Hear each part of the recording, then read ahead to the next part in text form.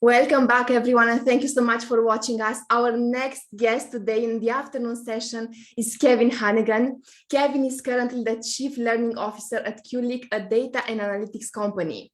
He's also the chair of the advisory board for Data Literacy Project and author of multiple books, including Turning Data into Wisdom: How we can collaborate with data to change ourselves, our organizations, and even the world. Kevin brings his wealth of knowledge on topics of data literacy, data-informed decision-making, and essential skills for today's worker to the many conferences and seminars he has spoken at globally. Today, he will walk us through making better decisions. Welcome, Kevin. Thank you so much for being with me today. Absolutely. Thank you for having me. I appreciate it. The floor is yours. Thanks. Yeah, I appreciate the time, everyone. So again, as mentioned, the topic I wanted to talk about today is making better decisions. And it sounds, interesting, right? But I kind of want to take a step back and talk about, why it's important today. And one of the reasons I like to talk about that is what's different in the world today than maybe, when our parents or older relatives have went to work and had lives and had jobs. Back then, there wasn't that much data. There wasn't a lot of information, the technology wasn't really growing exponentially at that point. Everything was kind of linear. So I always talk about, my parents, they went to school, to university, they learned a skill, they became apprentices, they taught, they were both teachers, the same topic for like 50 years, and then they retired. There really wasn't that many changes. Whereas today, there's an acronym that's used called VUCA, which describes our world. So it's volatile, uncertain, complex, and ambiguous. And what we're seeing is, even when you watch the news, things are kind of simplified down to, here's the reason why something's happening. Here's our insight. Let's make a decision from it. But unfortunately, things are complex. They're uncertain. We don't know about the future. So it's hard to make predictions and probability about that. So I want to talk a little bit in a second about how we can help, increase the effectiveness of our decisions. But the other thing that I think is important is, as society has gotten more technical and more technological advances, we kind of rely a little bit more on computers and technology than I'd argue we should. So, we have a lot of artificial intelligence and machine learning that help us make decisions. But in doing so, we're kind of ignoring the human element of those decisions. And so what I mean by that is, you might look at the data or the evidence, and it might give you an inkling to say, this is where we should go with our business. But what unfortunately often happens is people are forgetting that we as humans all have bias. We all tend to see things that aren't always there. It's the way the brain works to make shortcuts, right? We can't process everything. It's impossible. We'd have, we would literally fry. And so we use these heuristics to make these mental shortcuts. And many times it's helped us. But again, many years ago, it helped us in survival. Like, you see a dinosaur, you don't weigh the probability that they're going to eat you. You just run and hide, right? Now you're making these decisions where there's so much uncertainty and complexity. These heuristics kind of can lead us into different decisions that are impacted by our bias. So one of the most common ones is confirmation bias. Is we see something on the news, we hear something from a colleague, and we already have I wouldn't say a predetermined opinion, but we have an opinion. And then we say, aha, that validates my opinion, let's move forward. And we don't kind of challenge it. One of the areas that does it really well that I always use in our lectures is the medical field and the scientific field. They use the scientific method to analyze data. And so one of the pushes that I make about making better decisions is use the scientific method in business. You have a hypothesis. So our sales are declining because of this reason. And then let's go out and seek to try to prove it and disprove it. If we see data that validates our opinion, let's then try to actively go out and find data that invalidates it. Just like a doctor will say, give me all your symptoms, and they'll say you have everything from a runny nose to like a life-threatening disease. And as they iterate the process, they come down to maybe 2 or 3 things, and that's their hypothesis, is let's pick the one that potentially is the least evasive, and let's try to treat it and then reassess. Unfortunately, in business, we're all moving so fast, we don't do that. We tend to say, here's what I think, here's my gut feel, here's my instinct, and let's run with it. And oh, this data point that they shared, I don't care how it could be, misleading. I shouldn't say I don't care. I'm not thinking like that, right? I'm thinking that this is my answer, let's move forward. So what is really interesting to me is the way that we offset this and the way that we make better decisions is actually going back to the skills that we learn as kids, soft skills, or what I call forever skills. So we're brought up to be very curious, right? We ask questions. I remember asking, I have 4 kids, and they ask why every 5 seconds, like why this, why this, why that. And then we go into schools, and the schools, at least where I live, are very much about teaching a standard curriculum. And that standard curriculum is teaching you facts and figures and sometimes some rote memorization, where there really is only one right answer. And so you're not really taught to continue on in your curiosity. In fact, if you are curious and you challenge a teacher, it's a sign of disrespect, right? You're not supposed to do that. So we kind of suppress those skills. We don't learn about how to listen to others' thoughts. So, one of my big things is diversity and inclusion. And I like to look at it as diversity trumps ability. So I might have a preconceived notion about my business or about a decision with my business, but I want to figure out where I have my blinders. I want to make the best decisions. I want to talk to people that have different culture, different perspectives, different ways of thinking. And sometimes it's hard for me. So me personally, right, I have ADHD, it's unmedicated, and it's hard for me to listen. It's been a deliberate process, not because it's intentional, it's just because my mind's wandering everywhere. And it just gets me thinking. We spend so much time teaching reading and writing. We don't teach listening. And it's like the most vital skill for making better decisions, because there's an answer out there. It's just no one can know everything, right? So collectively we can know more. And what's really interesting to me time and time again, when I look at businesses, I look at individuals, when in retrospect, they don't make the best decisions, it has nothing to do with the data. It has nothing to do with the technology. It has to do with the fact that they had an assumption and they didn't bring that assumption to light. And they thought the way their mental model was the world works like this. And guess what? It changed. It doesn't. And I'll just give a quick story about try to tie it home for the listeners of how powerful this is. We were fighting with one of my kids' schools about some discipline issues that they were having. And they showed us a spreadsheet of all the behaviors and the consequences. And we had this big team meeting where we were trying to assess what we were going to do. Their data was accurate. Everything was right. The logical and rational conclusion is that, my child is having behaviors, therefore we have to, remove them from the classroom. What was the aha moment for me, which actually got me in this whole line of work of trying to help people make better assumptions and better decisions, is looking at the data critically. I was able to find a pattern that was hidden. And the pattern was when there was open time that's less structured, like right after lunch, right after recess, there would be a behavior. And the consequence for the behavior was going to the principal's office. Now, it is kind of funny in hindsight, not in the moment. The assumption the school made is kids don't like going to the principal's office, right? So it's a punishment.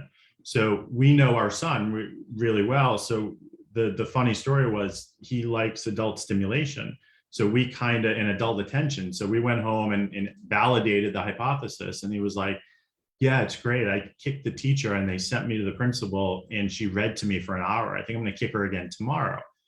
And so extrapolate that to business. We have all the right data. We spend all this money on technology, predictive and whatever. And what can put the chink in the decision is we have an invalid assumption that we didn't assess. So to me, a lot of this is going back to those soft skill roots of making sure that everyone understands we all have bias. It's okay. It's not a bad thing. It's just we need to learn how to mitigate it. We all have assumptions. We need to, especially the ones that are unsaid, those are the worst ones because it's hard to validate or invalidate. One of the techniques that I always tell everyone when they're making decisions is make a decision journal, show your work. There's a reason that in school, kids are asked to show the thought process of their math homework. It's because the teacher can see where the logic failed and they can correct it. Same thing in business. I don't want to just say, let's add more money over here. Let's change this business model. Let's do that. I want to be able to understand where maybe they made an incorrect assumption and course correct. And so we spend a lot of time teaching these technologies around things. I want to kind of educate and implore everyone that we should take time to learn a new mindset that involves like understanding bias, understanding how to mitigate that, understanding how to think creatively and curiously. So, I was a math major. Everything to me was black and white. 2 + 2 is always 4.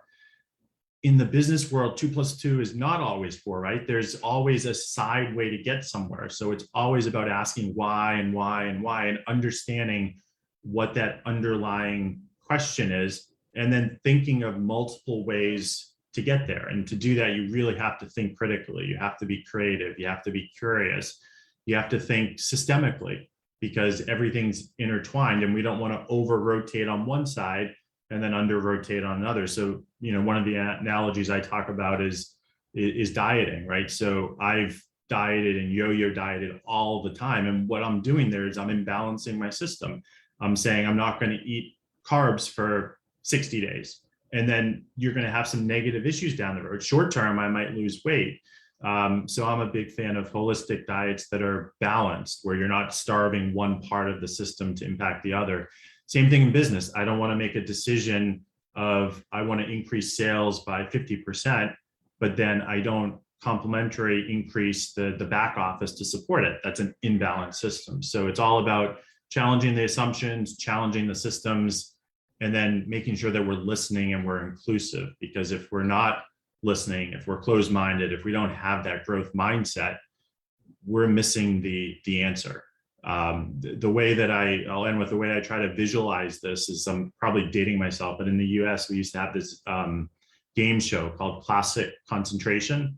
And it was always a puzzle that had icons, and the icons spelled out a phrase.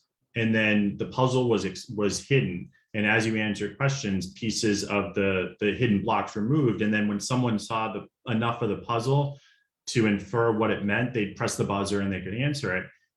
Oftentimes, you always get to the point where the full puzzle's there. It's not even blocked at all, but people still don't understand what it means. And so that's kind of what we're doing with decision making, is we're trying to understand what that puzzle is. Wouldn't it be better to answer that with all of your colleagues that maybe have different perspectives? I might not know what the magnet is representing, but someone else might. I might know the light bulb means thinking, but someone else might not. So combining those together in an inclusive way, I've used it for the past 5, 6, 7 years, and I find that more often than not, I'm happy with the decision I'm making. They're never perfect. They're not always 100% right, but then I learn from them and I iterate through the process. So again, making better decisions, I implore people, think about the soft skills. There is technology, it helps us, don't get me wrong, it's not going to hurt us, but it's causing us to not think about those soft skills that we're born with, and then we kind of stifle through education. And I think there's kind of a revolution coming back of bringing back all the soft skills in curriculums, whether it be primary school, secondary school, even continuing education. Thank you so much, Kevin. I love that. And this also reminds me of all the poor decisions I made in my own business. I think I really tried everything and I went from one thing to another. What I would like to ask you is, how do we gather that data in order to be able to make those decisions? Because you mentioned that once we have the data, we can analyze and we have a rationale, and then we apply a certain logic and then we ask around. But what if we don't have that data, or how do we get it? Yeah, it's a good point. I think sometimes a lot of people, to me, data is, a lot of people think data is numbers, right? Numbers, but data can also be qualitative. It can be information. It can be evidence. So A lot of times we talk about evidence-based reasoning. That's the same thing as data, it's just aggregated. So there are times where a customer of mine will say, you know, where do we get the data? And I'll talk about the quantitative in a second, but we do focus groups, we do interviews, we do surveys, and then we code that qualitative data. Nowadays with technology, we can, if we're talking about our brand in business, we can do sentiment analysis. We can look at social media tweets. We can look at other things. When it comes specifically to quantitative, when you do a research paper, you're trained to triangulate the evidence, right? You don't want to just come and say, I found this one source that says this. You want to kind of try to find 3 sources to corroborate. Same thing in the news. You want to do the same thing in business. So I look at the data that I have internally. Ideally, we're capturing it, but I'll come back to if we're not in a second. I want to look externally. Maybe our sales are down, but maybe they're down because the economy as a whole is down. That's a good point to know. So looking externally, looking at best practices, looking at trends.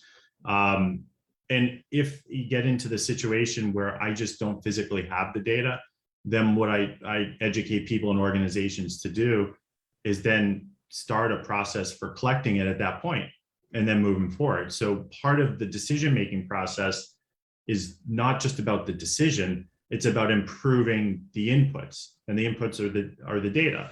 So as you made those, what you called poor, I don't think there's ever poor decisions if you don't learn from them, right? So as you made those decisions, hopefully you learned stuff and then that impacted your inputs. Like maybe you're capturing different data, maybe you're looking at KPIs differently, as an example. Yes, absolutely. For sure. I grew up with everything. That's why I'm here still. But what I would like to ask you is about what you mentioned, that we need different perspectives. And I read in the bio that you are also part of an advisory board. Would you recommend this for any business, whether it's a small business or a bigger business, bigger organization, to have that group of people who can challenge us as a business owner? Absolutely. At so many levels. So challenge us as a business owner. You see this a lot in organizations. Sometimes companies get stuck in the culture of you're interviewing someone. And so I'll talk about, you know, employees, but then I'll talk about advisory boards. They'll interview people and you'll rule out people before they even get to the interview because they don't have that certain pedigree. And to me, that's a flawed reason to do it. It's a data point, but if they don't have that pedigree, that means maybe they have an outside perspective, which is needed because, again, going back to what I said earlier, the world's changing. So why is it necessarily relevant if things are going to change in 2 years? So I am looking at resumes more around their soft skills, more, do they have emotional intelligence? Are they good active listeners? And it's hard because resumes aren't written that way. But you don't want to just have everyone from the same industry, because then you're not thinking exponentially. You're thinking linearly. The only way to get to that next evolution is to think differently. And the easiest way I found to think differently is bring people in that don't have that mental model. But then same from the advisory board is you don't want everyone. Obviously, if one of my business cases is fundraising, I want to bring someone in who's done a lot with fundraising. They have a lot of experience there.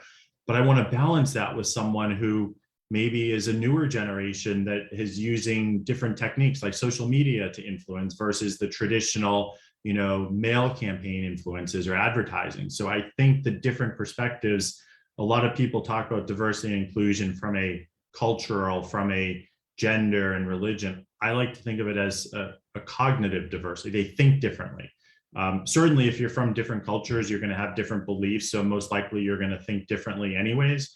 But it's, to me, an advisory board should be culturally diverse, cognitively diverse, and then demographically diverse as a result. But the demographics is the result. It's not the input. It's, I want to find people that think differently. And studies have been proven time and time again. Scott Page wrote an awesome book about it, where diversity trumps ability. You put everyone who's identical, homogenous in a room, but they're all geniuses, they're going to fail at the assignment. Whereas you put people that are average IQ that all have different perspectives, they're going to succeed. I love that. Thank you so much, Kevin. I would like to ask you, because I know that this diversity and inclusion is a big topic, especially in big organizations, and we are talking a lot about what it means. And you mentioned geography, culture. I would like to ask you whether you think that it's also about our background. I had, for example, experiences in the past when one person was, for example, in architecture and ended up in the banking sector. Do you think this is totally unreasonable, or is this something that we should also consider in the business environment?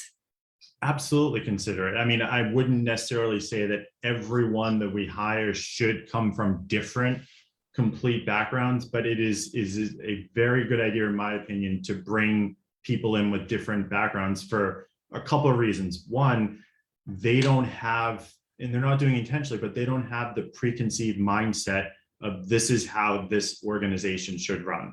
Again, 50 years ago, I'd say no, because the organizations ran the same way. But things are evolving so quickly now that things have to be different. We have a digital transformation. So if someone had 40 years of experience, a couple of decades ago, that might be more of a hindrance than it is a help. And I don't want to say it's a negative, it's about balance, right? So you bring them both together and hopefully they both tend to dialogue and actively listen.